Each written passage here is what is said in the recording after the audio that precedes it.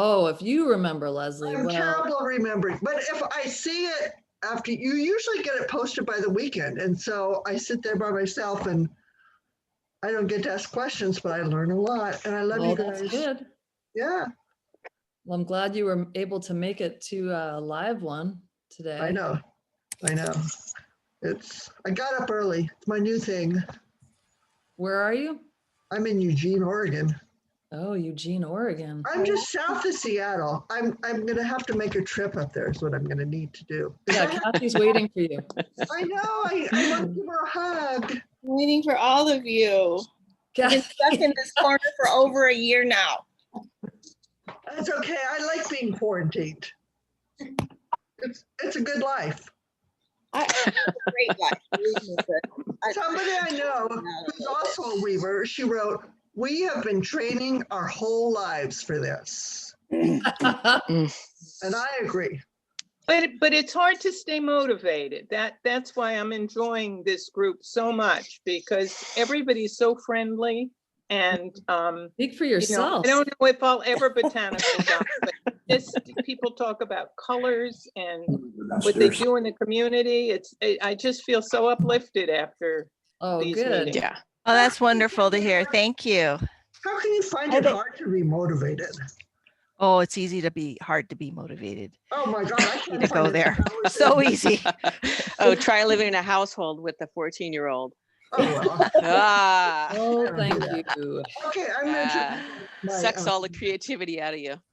I think this must be the pandemic version of like the Pioneer Ladies Sewing Circle or something. That's really how I'm reframing. Oh, good idea. Amy, are we like ready, or it looks like people are still coming in, right? Yeah, Kathy, I'm a little nervous about this. Don't be nervous. Okay. At 500, that's all we can let in though. Yeah, that's okay. We have a recording. How many are in so far? Oh, 361. Wow, I'm looking at the list. Yes. Wow. It's kind of grown. Do you think, Kathy? Remember when we had like 31 people and we were so excited?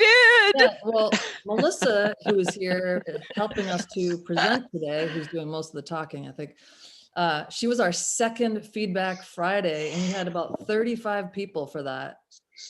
And we had just started, but it jumped so fast from like 35 to 100. I was there.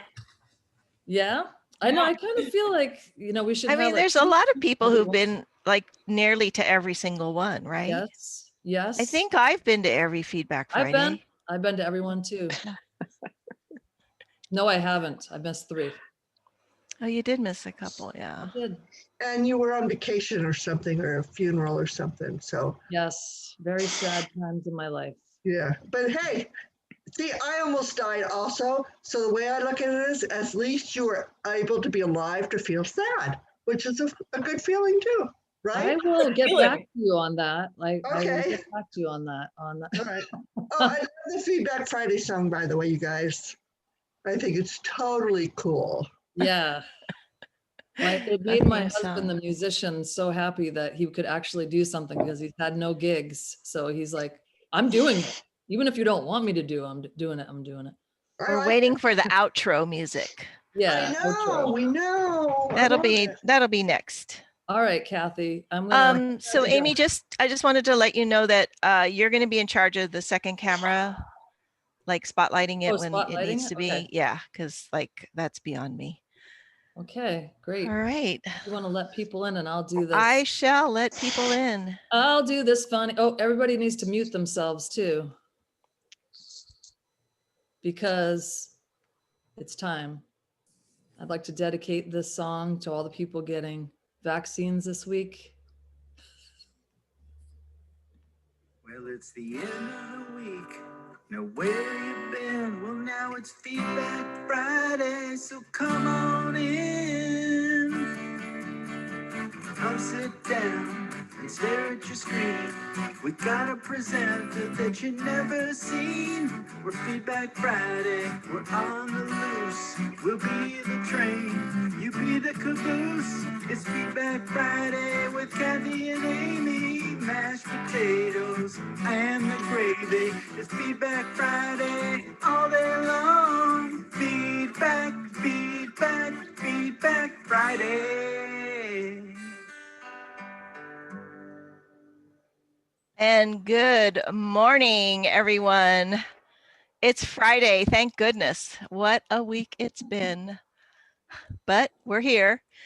I'm Kathy Hattori, president of Botanical Colors, and with me is Amy DuFault, our director of sustainability and social media.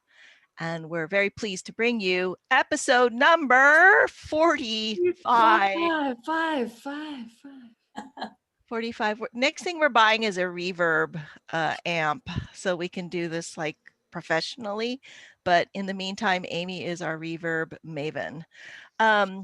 So Feedback Friday is Botanical Colors weekly program where we talk with artists, authors, scholars, activists, growers, dyers, historians, anybody who's interested in natural dyes and color. They are welcome here. We're so pleased that all of you have joined us.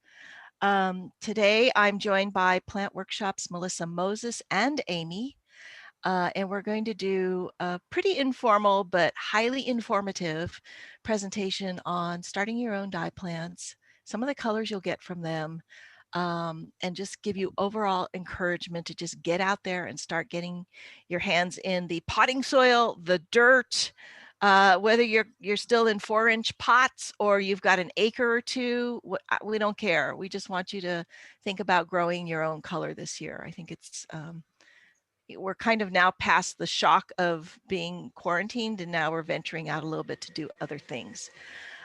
Before we start, I just want to send out a huge thank you, as I do every week. You guys are the ones that keep us going, and it is so heartening to see that joining us today are over 400 people to talk about dye plants. Is pretty exciting. A lot of you folks, I know your name, but I've never seen your faces, so it's really great to meet you over video. Thank you, thank you, thank you. Just for some housekeeping, Amy is our moderator, so she'll be monitoring all the questions in chat. Some of you already sent in some questions, and she'll be asking those as well. And we're going to spend a fair amount of time just taking Q&A, because that's really kind of what this episode's about. And if you could keep your screens muted for the presentation, and then we'll open it up at the end after the presentation so we can all say hello. And don't forget to stay tuned for picture of the... You're muted. You're muted. Weak. Okay, we got to work on that a little. Sorry. Anyway, picture of the week. So picture of the week is our new little presentation where we take one of the interesting pictures that you guys all tag us on, and we talk with the artist and just find out what they're doing and why they take such an amazing picture. The call's being recorded, and we'll have a recording access for you. Typically it's usually by Monday you'll have all that information plus any follow-up from today's presentation. So now we're just going to start, and Milisa Moses, you are on deck, and please welcome Milisa. She's going to talk to us about how to start our dye plants. Dye plants. Hi. Hi, Melissa. Oh, do I have to make my screen? Can hold on, let me do that. Or you don't have to. Oh, there I am. There you are. Ooh. Hi everybody. I can't believe it's been a year since this all started, but so I hope I'm not repeating myself from last year's talk, which was a blur because I was really nervous, and I'm trying not to be nervous today. So I live and grow dye and medicinal plants on the Cape, on Cape Cod. I am sort of neighbors with my friend Amy over there. And so I'm just going to talk quickly about starting, just a really general starting seeds. And then we're going to do Q&A. I'll show you some examples of colors and whatnot. But starting your seeds, for the most part, all of your info is going to be on the seed packet. And if it's not, they couldn't fit it because it's very small. So you might have to go to their website to get more information, but you're looking at, are you starting this direct or are you going to transplant it? So direct seed, you're lucky, you get to just put it in the ground where it's going to live for its life. Transplanting, you are starting it indoors, it's a little more precious and a little more high maintenance, but generally speaking, like with indigo, well, I'm going to use specifically indigo right now. When you're transplanting indigo, you're starting 6 to 8 weeks before your last frost date. So how do you know that? That's basically, what is it? Almanac.com. Your Farmer's Almanac is a really great source of gardening information. But they'll have your last frost date and also your growing zone, what will work best in your area. So you figure that out and then you kind of backtrack. So 6 to 8 weeks for Cape Cod is pretty much like right now. So we are starting some, well, I'm starting some indigo seeds indoors, and then I've got stuff to go direct seeding outside. For direct seed, like I said, it's quick, it's easy. You are getting your ground prepped beforehand. So your soil's ready, it's weeded. Look into no-till gardening if you can. It's basically not, you're not going in and like ripping up all of your soil and pulling out all of your weeds. You're sort of, it's more direct, and you're leaving what's there to fertilize and compost the ground. Direct seed, oh yes. So how many seeds go in your spot? You want to mark out your area, like Coreopsis is a seed that you can direct seed right outside. You don't have to bother transplanting it. So you would mark where you want it to go. Make sure you label so you don't forget what's there or plant or not realize that you actually planted there and then plant over it. I definitely have done that. So mark what's there and how many seeds go in the spot. So I usually do like 3 seeds or so per space. And then you'll watch them sprout and then you can kind of thin out the ones that don't look so hot. And thinning out, basically you're going in with like surgical scissors and you're just going to clip them. You don't want to pull them out because they're sort of, because they're seated so close to their friend, everything's kind of connected. So you just want to go in and just clip out those leaves. And how deep do you plant the seed? Basically 2 times the size of the seed, if that makes sense. So a large seed like a Hopi black sunflower, you're going to pop that in 2 times the size of the seed. Something like Coreopsis, which is really tiny. It's actually also called tick seed because it looks like ticks. This basically I could go like this and have a million Coreopsis seeds. This is like the easiest plant to grow. Direct seeding is a great, if you're direct seed plant, or if you're direct seeds, if you're, back up, if you're getting to direct seed, you win because it's a lot easier than transplanting. So when you're transplanting, you're basically starting all your stuff indoors. And again, you want to look at that date. And you can start with like, the real seedling trays, but you could also use like yogurt containers and salad containers that you could pop some drainage holes in, and they act as like mini greenhouses because you're going to want to give them enough light and heat, and humidity is really important. So that gives them a nice like contained environment.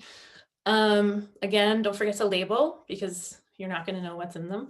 So make sure you label them. And then it's a matter of just that balance of light, heat, moisture, humidity, paying attention to them every day. And just at a certain point, you might have to, depending on the size of the pot that you started your seed in, if it's like I didn't bring any out here with me, but if it's like a tiny little pot, it might outgrow that. And you might have to put it in might have to graduate it 1 more pot size before it goes outside in the ground.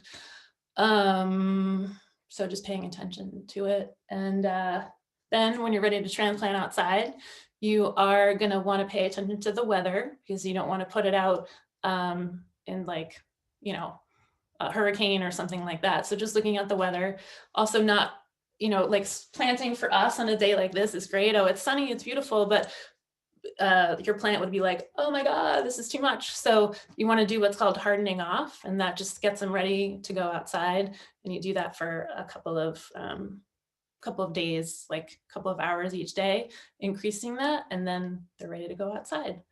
And then you just kind of follow the directions similar to direct seeding. Your ground is prepped, you plant your hole, you dig your hole, you plop them in, and then you're just loving them every day, going out there every day, checking on them, and giving them some love every day.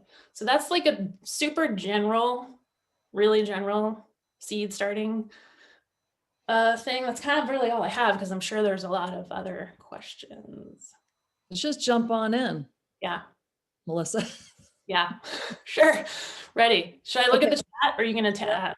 Okay, I've got some here. I'm gonna go back and forth from the chat box. Kathy, if she doesn't know, I'm certainly not a grape farmer. Okay, so I am a novice gardener living in LA. Perfect climate. I'm wondering if it's okay to plant seeds straight in the planter boxes and forego the indoor sprouting routine. And if so, when? Soon, Los Angeles, soon. Yeah. Yeah, because I mean, you guys didn't have any rain in February is what I read. So you've got tons and tons of warmth. You have sunshine. As long as you keep your planter boxes evenly damp while you're trying to sprout your seeds, you should have no problem at all. That's like perfect weather. Mm-hmm. Jealous of weather. Yeah, we're pretty envious. Yeah. Wow. Okay, I'm gonna take one from the, did you have something else, Melissa? No. Okay. Kate Ellis is asking, I have a lot of seeds to start early and not many south-facing windows. I'm thinking of either getting a temporary mini greenhouse, one you can set up in the spring and put it away, or covering one of my raised beds into a mini hoop house. Does anyone have experience with these? I have not done that, but yeah, I feel like there's some sort of small, if you're handy enough, you could make like a cold frame, sort of like, it doesn't even, well, depending on this, where's Kate? What's Indiana. up? Indiana. I think Indiana. Well, it's cold there. You might not need a whole hoop house. It could be something more, it's a simple structure where it's like an A-frame or not, like a lean-to roof, like a pitch roof. Yeah. Uh-huh. Just a simple structure to kind of. I think, Kate, if you want to start indoors, what we've done at our household, because we start our entire vegetable garden indoors in January, because we can't really even plant out until sometime this month, is that we just go and buy like that frame that you could put 2 fluorescent growing light tubes in. And so it's just a white metal frame. You snap in those 2 tubes, you suspend them so you can adjust them as your plants grow. And then we use flats. We sew the flats. Sometimes the flats are on heating mats if it needs a little bit more warmth than what we have in our freezing cold house. And then we put the lights right on top of them, like all day, like as if it were a spring sun day. So, from 7 in the morning until pretty much 8 at night, we have those lights on over the flat, and everything sprouts beautifully. So you might try that. Just make sure you know what part of your flat is what seeds and have it labeled. But then that'll give you a whole bunch of seeds that you can then begin to harden off, and seedlings that you can harden off and then start planting out. I turned a closet that we weren't using. I took the doors off and I turned it into a small grow room, like, the rack or the bar that your clothes hang on. I hung the grow light off that, and then the heat lamp was in there, and it was, it didn't have doors on it, but it was a nice spot to just jam a bunch of flats in. If you have the space to do it, and it can get a little messy and sometimes crazy with watering.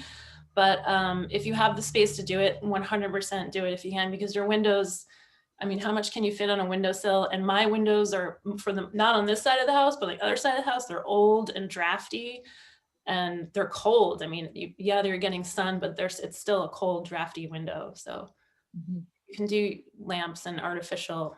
Yeah. Okay. All right. I live in the, dear botanical colors. I live in the Southwest where water is scarce. Sorry, Kathy, I'm looking at your face and it's making me laugh. Right. What dye plants flourish in the setting with low water demands? I am interested in growing primary colors so I can overlay to expand my palette. Would madder root, indigo, and weld be a possibility? I think though I think yes. I also think that if you live in the Southwest, you have an incredible tradition of indigenous plant dyes that the Navajo and the Hopi use, that you could use that as part of your palette. So maybe instead of using weld, you could find rabbit brush or other types of indigenous dyes and use that to augment your palette. And then madder is a 3 to 5 year crop. The earliest people have been harvesting it is after 2 years. So it takes a while, and it's also quite invasive. So you want to be able to contain it in either a container or a raised bed. And then indigo, depending on the indigo you grow, I think in the Southwest, you'd probably still be growing Persicaria. That is a pretty heavy feeder. So that would be the one that would be taking the most water if you're being really water wise. So, you know, mulching, anything that you can do that is kind of recommended in your area to keep water evaporation from happening. I would employ all of those techniques for those plants. Okay. Let's see, Kate Tatum, is there a seed identification app? Or maybe, and I'll add to that, is there a dye plant app? I don't know of one, but that doesn't mean there isn't one. Okay. I'm really low on the app kind of aptitude scale. You're not here. into apps? No. Not, okay. All right, we'll have to look that up. So this is probably for you, Kathy. I would love to learn about growing indigo here in Seattle. Is it possible? Yeah, there's definitely, so indigo can be anything from a subtropical plant to a temperate zone plant, and Seattle's extremely temperate. So we sell Persicaria tinctoria seeds, and I can go through like all of that once it's my turn. But yeah, it grows like basil.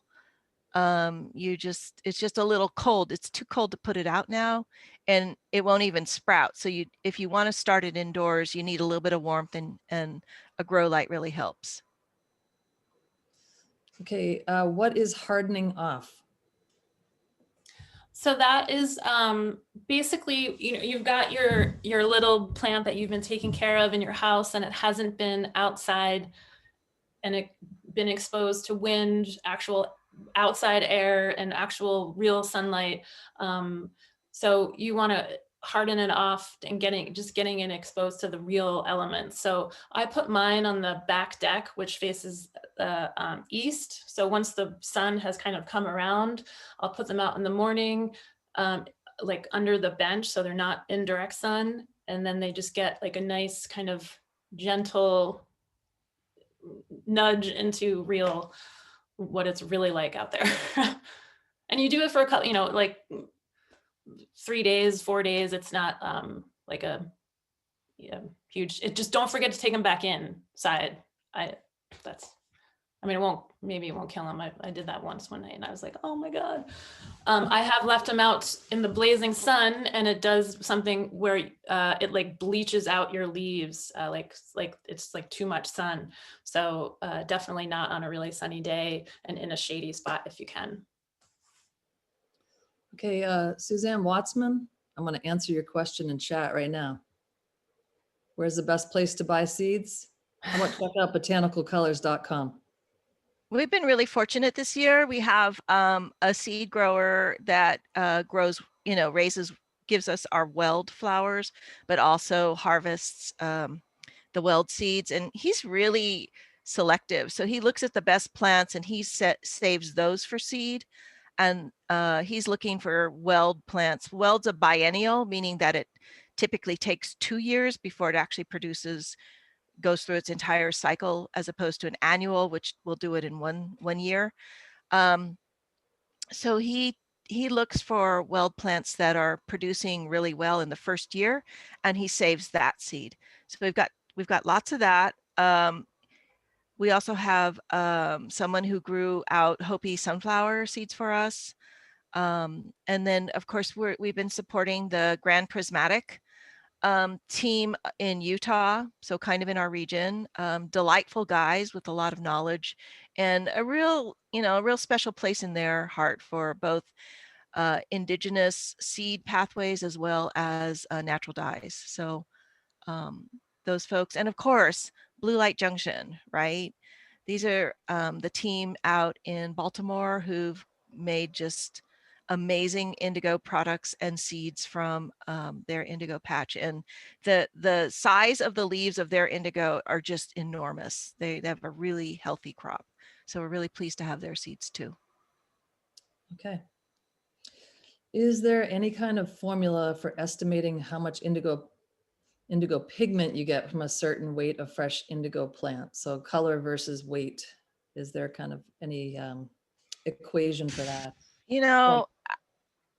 I don't know, but you need a fair amount. I would say, I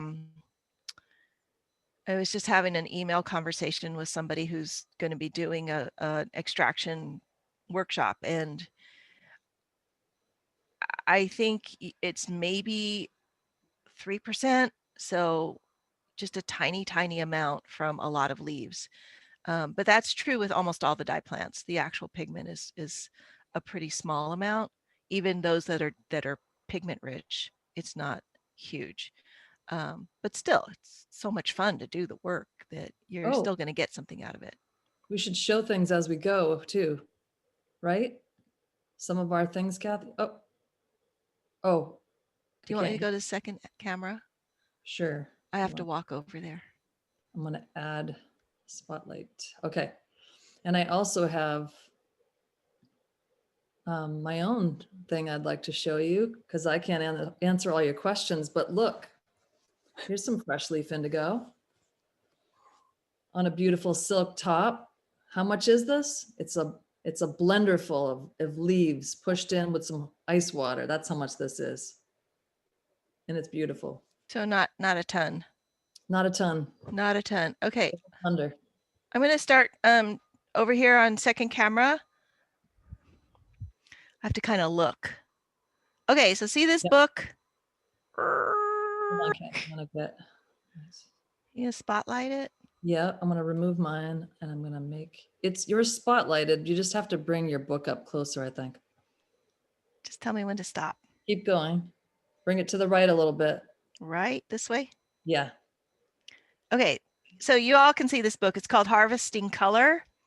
It's by Rebecca Burgess, and she goes through both colors that you can forage as well as colors that you can grow.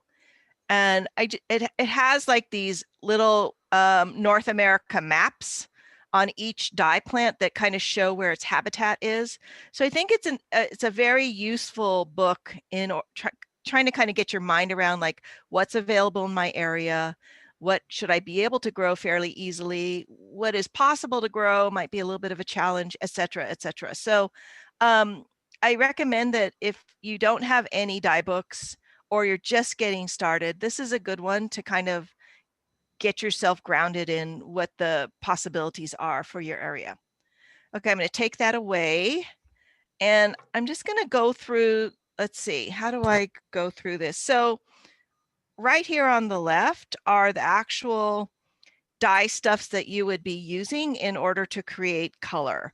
So I have Hopi Black Sunflower, I have Madder Root, I have Safflower, and we don't have seeds for this, but I think there's seeds within the package of the dye stuff. It's called Pericone.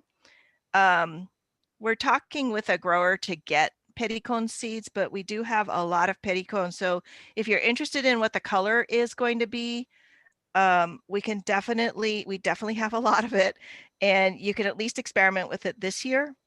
And then next year we should be able to have seeds available for you to grow. Hey, We Kathy. can't see what Yeah, I was Kathy just at gonna all say or her that. book. Hey, Kathy. Yeah. So because you're speaking, we can hear you through the other space. Oh, you're looking at me. Yeah, Okay. I just realized that. So I've been trying to fool around with this, but that's what it is. Can It's you for- like, do you want me to stop my video on this one? No, if you mute yourself, or But I then- can mute you, and then you do talk from the other one, then we can see all the things that you're showing. But Oh, but that means I have to figure out how to start the audio on that other one. Okay, hold on a second. Muting. Why don't okay. you guys talk and show your stuff while I figure this out? Okay, great. People can pin their own. If everyone on their own just pins Yeah.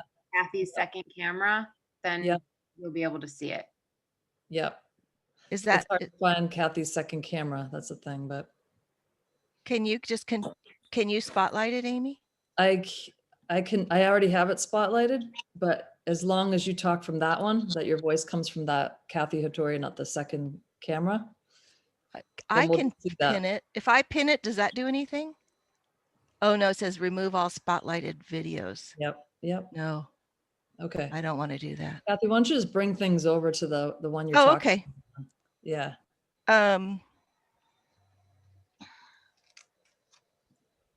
So I'm going to get rid of the other one. I'm gonna have to tilt this down. There it is. Ooh, okay. Can you see it? Okay, so this is Pericone. This is safflower, madder root, and Hopi sunflower.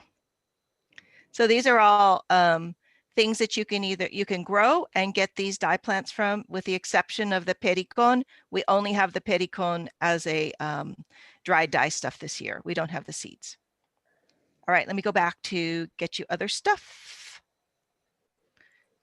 Great. One moment. One moment. I used to be a receptionist in a department store, and that's what we would always say. It's the best. One moment.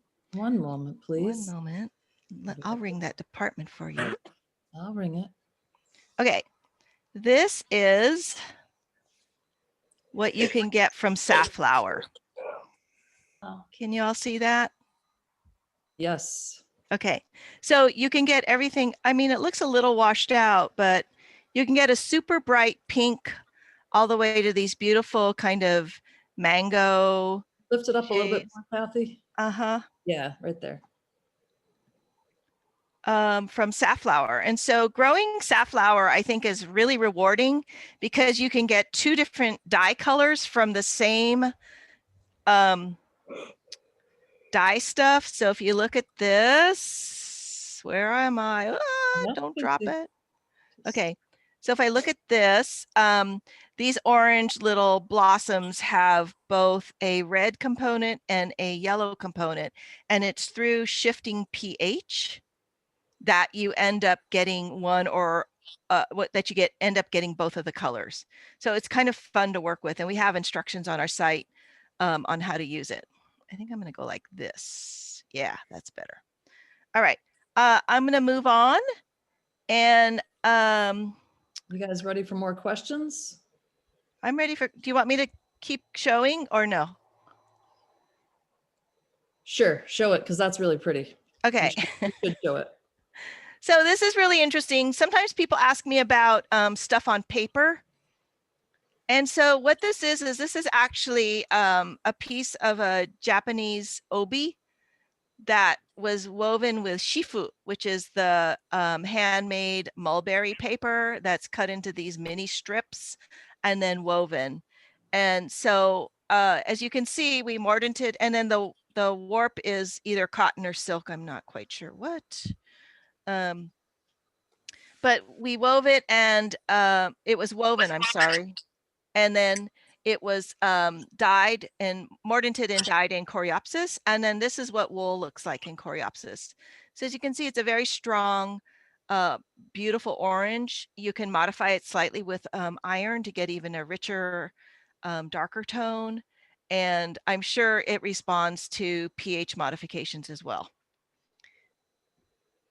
And Melissa, did you have some coreopsis? I don't know if you were going to have some coreopsis too. I know. Yeah. That's great. This is, so my water naturally is really acidic. So my colors tend to be a little bit darker. So this is natural Coreopsis dye bath. This was adding some soda ash, and then this was iron, and then the plants that I grew. But you also can bundle dye with it. And this was some Itajime. Oh yeah. So this is Coreopsis, black walnut, and indigo. I love those. Those are so good. And that's silk, isn't it? This is cotton voile. Cotton voile. Voila, voila. Oh, and then this is paper. This is a rosette that I cut like in last month, actually, that's still growing out there. So this was printing on paper. I was doing some stitching on it, but this is paper. So as Melissa's showing you, you can do basically everything with one flower. Right. There's so many opportunities with natural dye plants to do all kinds of different things and experiment. There's no right or wrong answer at all to doing what you're doing. It's just to have fun and explore a little bit. Yeah, I think it's not being married to what the outcome is going to be, you know, just kind of having fun with the process, and whatever outcome you end up with is always beautiful because you're working with, I mean, look at what we all get to play around with. Yeah. Amy? We have like 83 questions. Whoa. Can I just show two cool colors, and then I want to show what the Pericone looks like, Sure. and then I'm going to be done with my part of it. For those of you who are interested in indigo, so this is Persicaria tinctoria on wool. These are the seeds from Blue Light Junction, and the larger pack is from the Parks and People patch. I don't want to call it a patch. It was big. The Parks and People crop that they grew, and the seeds are still on the flower stalk. So it looks like a little bouquet of indigo seed flowers. And then this is from the Hidden Harvest Farm, which was in another part of Baltimore. And these seeds are just the unhulled seeds out of the flower stalk. Indigo, when it's dried, looks like this. This is Persicaria, the same variety as what these seeds are. And this is, you can get tons of different blues. I think if you remember our blue discussion last time, there were many, many blues. The other color I wanted to draw your attention to, because it's not as common, is this is called Murasaki. And Murasaki in Japanese means purple.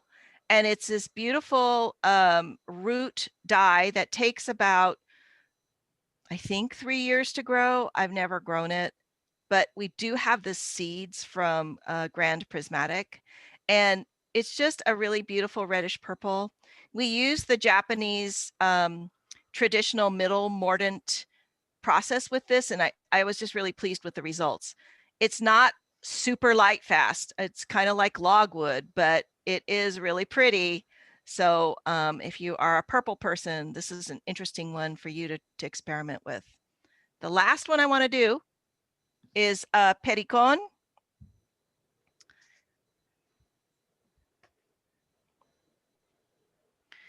So Pericone is a native to Central America. Those of you who've been following our work with Porfirio Gutierrez know that he uses this as one of his traditional dye stuffs.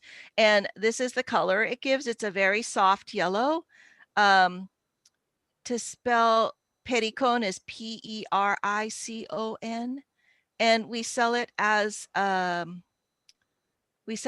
right now the dried dye stuff. And we're hoping to have seeds for next year. So I don't have Pericone seeds this year, but it's a beautiful yellow color. Of course, combined with either iron or with indigo, you would get some really spectacular shades. But we are selling the Pericone in our raw dye materials. We got lots of it. A lot of Pericone. All right, we have about 10 minutes for questions now. Wow. That's great. Okay. That's great. Okay, let's see. What is good to grow in sandy soil? I can add organics to the ground, but it is basically sandy. Coreopsis. My vote would be Coreopsis. I've Okay. never grown in sandy soil, so I don't know. Okay. Some years, many of the big healthy wild plants I have started from seed have lower leaves that start turning yellow, then brown, and then die. This gradually spreads in the plant, which turns all brown, dies. This is a very sad thing here, leaving many unripe seeds. This happens in the middle of summer. Could this be a disease or something lacking in the soil? Yes. Yep. Yes. I don't know what is Welda brassica.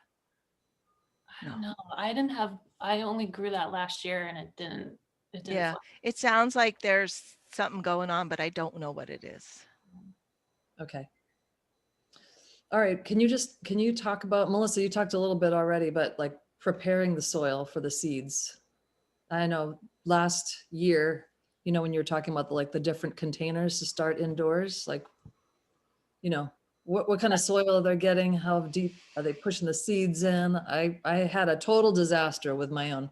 Oh, yeah, I didn't say some of that stuff.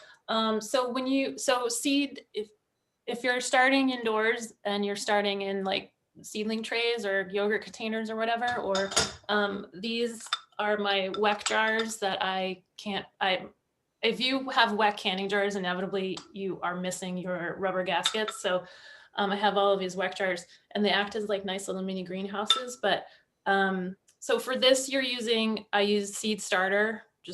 Actually this was potting soil, like a bag of potting soil that I found in the shed. But you want to make sure that it's wet before you put your seeds in it. So get a bucket, fill it with your soil, dribble water and warm water in there until it's like crumbly, but also holds together. And then pack your container, whatever you're using, really well and kind of like tamp it down. So you get rid of all those air pockets, because if you water on top of that, it's going to go and you're going to end up with like a pot of like with no soil in it. So water the soil beforehand, getting it wet beforehand. Okay.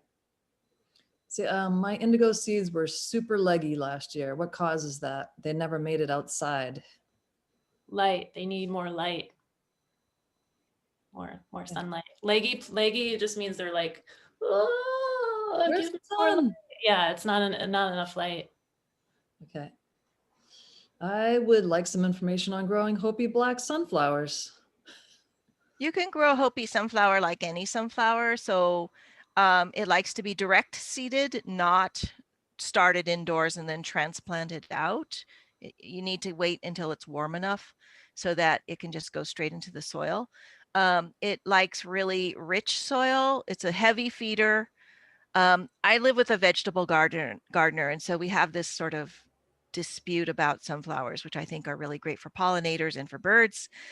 And he just basically says they're such heavy feeders. I don't really want to give them the nutrition that they need. So we're kind of at an uneasy truce now, but hopefully I'll prevail. Yeah, so they need a fair amount of a really good composted soil. Of course, sunflowers, they need sun, direct sun. So don't plant them in the shade and expect a great crop. And then we always like to leave some sunflowers just for the birds so that they can, have something to eat. And pollinators love sunflowers. So that's what I like about them in the garden. Speaking of things being eaten, I had about 5 people email asking basically, how do you prevent flowers from being eaten? Well, it depends on what's eating it. Well, yeah, if it's like a bug or a pest or like an animal. Yeah. And there's the fencing, the netting, any other strategy you would employ for whatever that pest is. Of course, we don't support pesticides, but sometimes you can grow a companion plant that the pest might like better than your seedling or your flower. Yep.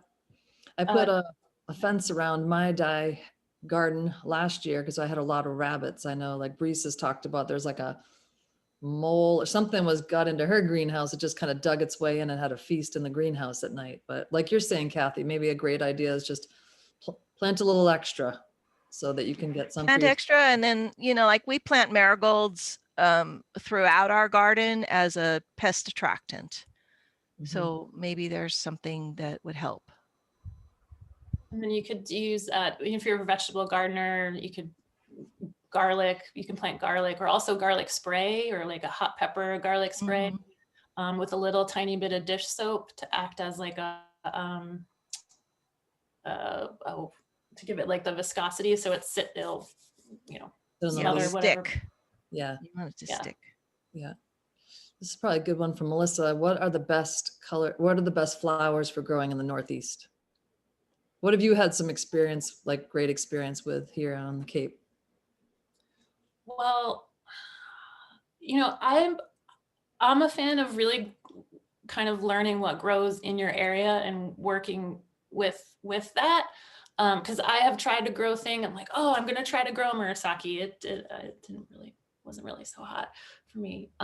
Cape Cod is hard to grow in. So, I mean, I've played with like hibiscus. We have tons of Rose of Sharon in our yard. Forsythia, you can play around with Forsythia.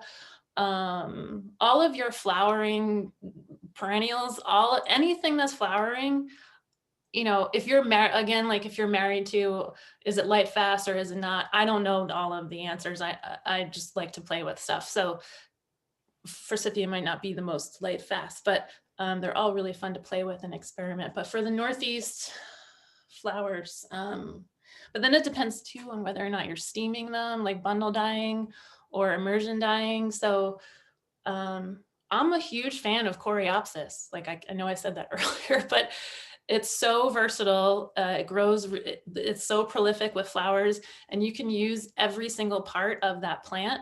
You know, the stem, the rosette, the leaves, all of the parts will give color. When you're thinning out your seedlings, you can dye with all of the seedlings.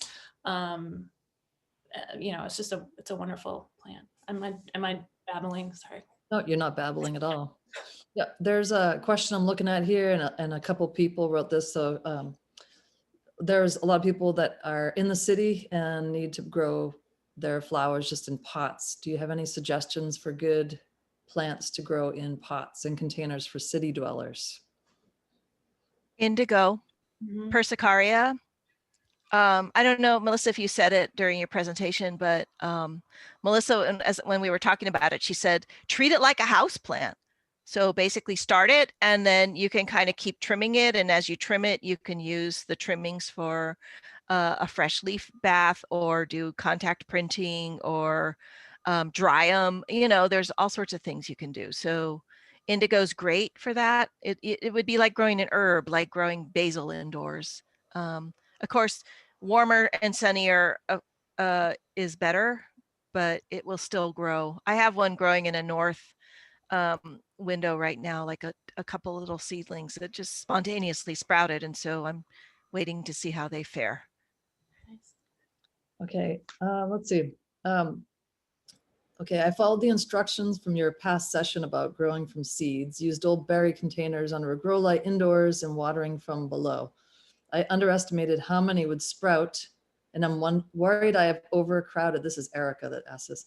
How can I remedy this to make sure each sprout has a fighting chance before I can move these outside next month? So choose within that little, within the seeds, just choose the healthiest looking ones and clip out, like I was saying, get those like teeny tiny, like if you have sewing scissors or something really teeny, like precision, you can just clip those seedlings out, and just to thin out the ones that are there. If you can, I mean, depending on what you're growing, you could also break it up and get more plants out of it, but I don't know how tender they are. Thanks to all you guys too. I'm just looking through, getting down to the bottom here, like you're all helping each other out with some of the things that we're not getting to. So just keep looking at the chat, because there's people who are really experienced too, who are able to help you out. Kathy, are we going to be offering any type of an indigo dye workshop? Why, yes, Amy, we are. Actually, for those of you who know John Marshall, he and I have been talking about doing an indigo workshop where we start our own seeds. So part of the package is that you get a seed package from us, and then you've got to furnish the flat or the pot and the planting mix. You start your seeds, and then we harvest together. We'll do transplant if you're going to go outside, or if you're not and you're still growing it indoors, you won't do that, but you can watch us. And then we're going to harvest together. And then at harvest time, he's going to take us through at least 3 different techniques of using fresh leaf, because he does a little bit different than just blending it in a blender with ice water and or doing the salt method. He'll do other things. And so that's, I'm trying to get that class up for next week. I've also been speaking with Abu Bakar Fofana about doing another Zoom series of sessions on indigo. So both of those will be announced fairly quickly. But yes, the answer is yes. All right. And somebody was just asking too about how I did this shirt with the fresh leaf indigo. And I just took the leaves off of the plants. And then the friend I was with actually saved all the stems to make paper with. But then I just put this inside a blender with icy cold water, blended it up, put it through what is that called? Like a painter's strainer kind of thing. I put it on top of a 5-gallon bucket, strain the material, and then put this beautiful silk top that I had been soaking inside this little bit of liquid that was at the bottom. And this is the crazy blue, beautiful blue it came out. So love it. So easy to do. Okay, let's see. Oh, look at Kelly Simpson. Okay, hey, Kelly. How do you stabilize pH modifications? Meaning if you shift the color and your water is more acidic when you wash it, will it shift again? Yeah. It will. Sometimes not as dramatically, but it can. Okay. Are there plants that you guys would suggest that grow in partial sun or shade that you could suggest?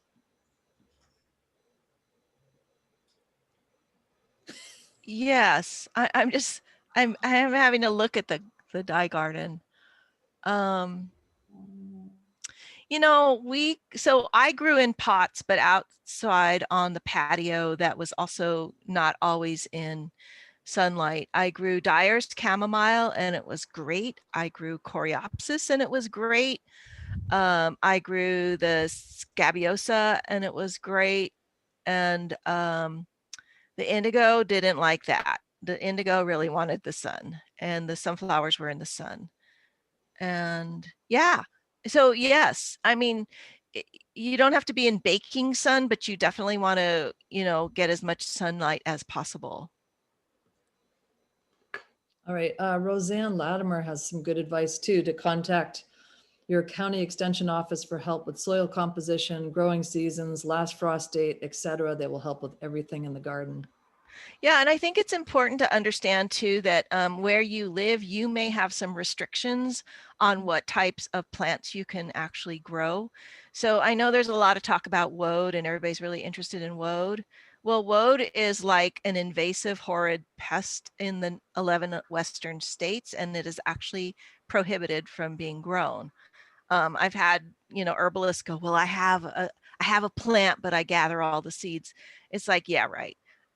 It's so invasive. So I would respect the information that's coming from your extension or your local municipality that talks about invasive plants and what to do about them, because they are crowding out natives, and we're trying to, part of what we try to do is restore native habitat as opposed to further destroy it. And I'm glad you're saying that, Kathy, because I'm getting further down on this list and people are talking about introducing invasive species to areas and just making sure you're telling everybody to be careful with what you're doing. Yeah, I mean, I think it's important if you are able to participate in projects where you might be able to find new uses for invasive species. I think that's super interesting, and I think that's important. But if you want to grow that species and it's already invasive and it's causing havoc in your own ecosystem, I would think like really hard about whether or not you want to do that. There's lots of colors out there. You can always just find another color. Okay. Trying to send some links to people here too. Yes, purple loosestrife is another invasive, nasty plant. Okay. Let's see. Wow. Did we really just get down to the, yeah, okay. Invasive plants, talk to conservation districts, black-eyed Susans. I wanted to show two other things, and I just put a link. Actually, I'm going to put this link. I just sent it to Beth about where to find logwood. But if you guys, we have, I just put the shop link in there, so that's for our extracts. But we also have logwood shavings. Right. The Murasaki you have to grow yourself, and I think it's similar to madder in that it takes several years to develop the crop. I actually bought these. I have some Murasaki roots that I bought on an overseas trip, and so that's why we had it, and we used it in a class that I had. Yeah, what I showed that was purple, that was Murasaki from imported roots. That wasn't something that I grew.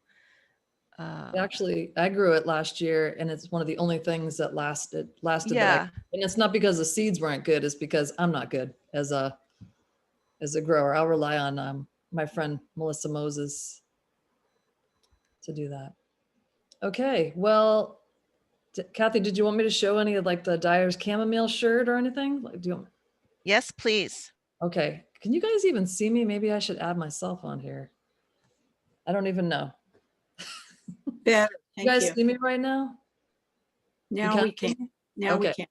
All right, thanks. So this is Dyer's chamomile on a silk shirt, which I thought was just the most gorgeous color ever. So we sell Dyer's chamomile on the site, and Kathy will send me things to try out as an amateur. I don't have it on the site yet because we don't have our 2021 harvest yet. Oh. You just got the preview. But we have the seeds. It does come on the site. Let me tell you, friends, that is some incredible yellow. There's lots of good yellows out there, but where am I getting the nice shirts? It's a funny place called Goodwill. And there's a lot of Banana Republic silk shirts at my Goodwill that I love white shirts, and I use those to do my dyeing. But all right, well, Kathy, it's 1 o'clock. Wow. Yeah. Good job, everyone. Woo! Ripped through these. Oh, we still have to do picture of the week. Wow, man, there is so much stuff going on here. All right, hold on. Did I get it right? Okay. Now listen, here's a beautiful picture. Natalia, I know you're here. Where are you? I am here. Hi, guys. Natalia, you nervous? Always. So Natalia has this really great company called Bat Flower Press, and she makes paper out of all kinds of things. So I saw this picture, and I love seeing that blue peeking out from the journal, the beautiful indigo paper. And I don't know if you want to talk about it a little bit, like what you did, like how you dyed the indigo paper, but I have some other really great pictures too that, so other things that Natalia is doing is she's using like, berry containers, invasive species, rye. Yes. Yeah, talk about it a little bit, like what you're doing, and then I'll get your link to your page so people can check out what you're doing. I just think it's beautiful, the story, like that you're dyeing paper, but also the story behind the paper. Sure. So I use primarily recycled materials to make paper. I collect paper from different print studios as well as my own studio. And then I use natural dyes. The indigo actually is the first time that I used botanical colors for indigo, and all I did was when I prepare my pulp, which is basically, you can actually do it at home. You can just tear up a bunch of paper, old paper, you put it in a blender, you put it in low, and add a solution of indigo. So take the indigo powder and mix it with water, and then I add it to the blender, and I blended it for about 5 minutes. That will color the pulp, but I also add a retention agent to help the color attach to all the fibers. And the other thing I do is I use invasive species and farm waste to create new pieces of paper. The one that Amy's showing right now is 100% rye. So last year I worked with Stone Barns, a farm here in Tarrytown, New York, that where I just came in and collected all the stubble from the farm, and I brought it to my studio. I processed it, and I made a new piece of paper. And a piece of paper you can write, you can draw, you can feed it through a regular printer. This experiment actually is, so this is mugwort and species, invasive species in the Northeast. I'm not really sure the rest of the country, but I know it's in the Northeast. And this one, I didn't have such a great result with it, but I'm still experimenting, trying to get it as good as I can. Yeah, so a lot of the paper that I make doesn't really have anything toxic for the environment. I'm super conscious of water and yeah, and the environment itself. This is a really cool process. Stone Barns as well. They had the berry baskets that you get at the farmer's market with all the berries in it. And they had a bunch of them. And they're like, oh, well, if you want it, why don't you use it for paper? And it probably took me about 6 months to really use it. I didn't want to try it. I don't know why. I was reluctant. But I finally did it for Valentine's. And I love the result because it already has color, and it's another material that I can use that I don't have to like purchase or anything. It's just, it's there. Tell you, I have one more picture to share. Sure. Sorry, I'm a little nervous. No, you don't worry about it. I love this picture too when I found it, because it was like how the plants themselves were adding color to the paper. I just kind of grabbed this off your Instagram page. Cool. Those actually were my first experiments with handmade paper. And the closest to my hand are actually it's cotton, so recycled cotton with walnut sawdust from one of my colleagues' studio. So I just added it to the paper. Some of it I cooked down to see if I could get some dye. And it came out really cool. It's one of the papers that I sell the most. Oh, I love it. Love it. Well, thanks for tagging us this past week. Thank you. On Indigo, and I just love knowing more about your process and following you. So yeah, I'm super excited to use other colors now that I'm into the natural dye world. Can't wait to use other stuff. Oh yeah, you know what? I'm sorry, guys. Let me put her Instagram in here. There's only so much a person can do. Here it is. You did amazing. I love your haircut too. Oh, hey, thanks. Yeah, cut 8 All inches. right. Are we ready? Yes, unmute these. Wait, I want to tell you what's going on next week. Don't, I'm all switched around. Sorry. Okay. Yeah, so obviously, you know, we have Seeds on Site for sale, and they've been going pretty quickly. So don't delay. It's time to start your starts. And then I mentioned that we have this class with John Marshall coming up. So look for that. We'll also send out an announcement on that. But next week, we have Cassia Sinclair, the author of The Secret Lives of Color, joining us from London. And she'll be talking about color. Her book, The Secret Lives of Color, was a book that USA Today called the 100 books to read while stuck at home during the coronavirus crisis. So if you don't know about it, show it on the edge, because you can see the color of the, turn it, Amy. I'm trying. Hold on, Kathy. Okay. Yeah. So as you can see, each of those little colored sections is the color of the colors that she discusses in the book. You guys can see me? I don't Yeah, see we it. can see you. You It's can? just Okay. beautiful. Yeah, look at that.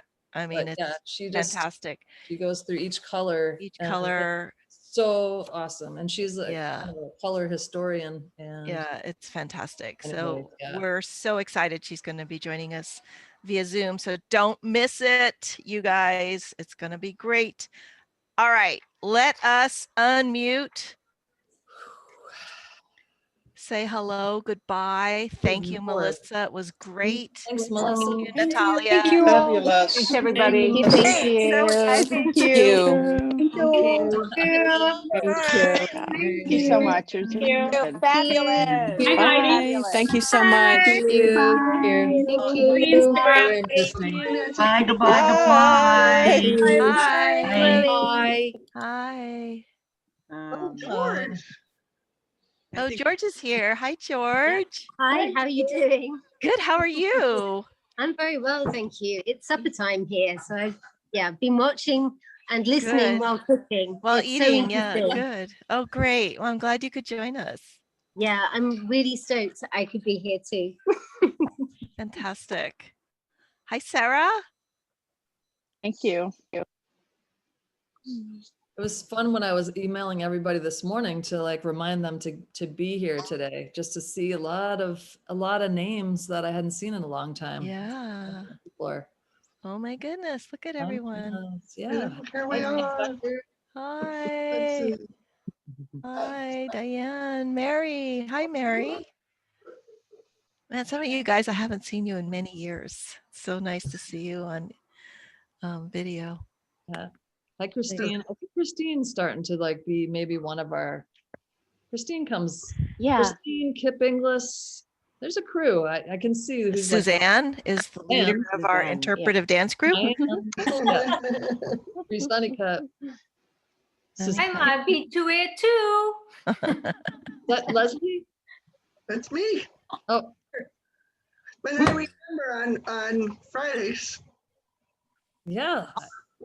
I want to know. I want to start getting like a tally. Like we should give some award, right, Kathy? We should give an award, yeah, for longest feedback. Every single one, or Hello, Gold Star. Amy, do you want me to stop the recording? Sure. Do you want me to stop it? Yeah, let me just make you host then. Okay. Thank you, guys. Thank